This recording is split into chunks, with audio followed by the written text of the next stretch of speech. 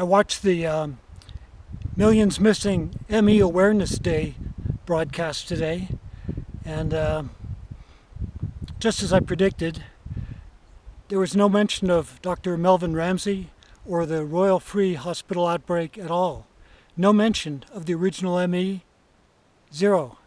So it's pretty clear they've abandoned ME and just taken over the name for something that apparently is just nothing more than fatigue. It's the only evidence they've got. And there was one mention of Incline Village, the original chronic fatigue syndrome outbreak.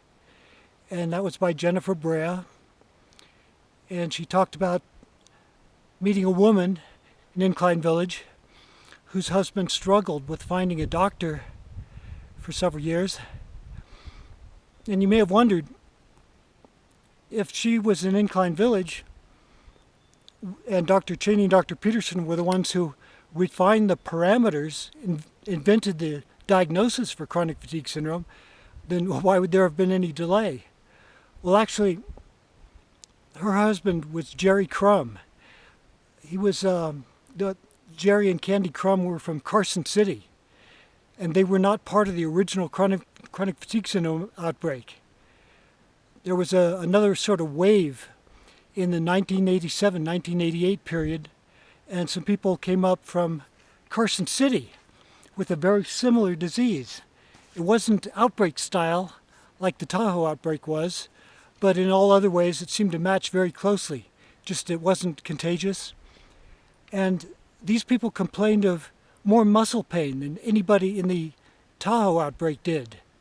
And this was before the term fibromyalgia was invented, so they were calling it fibrositis back then.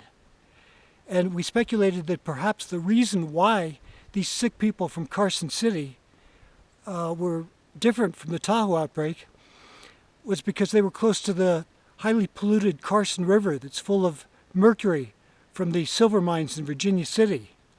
But this was never followed up on, so nobody has any idea.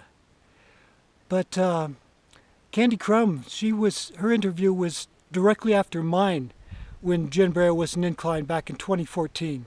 So we got to meet and talk about it.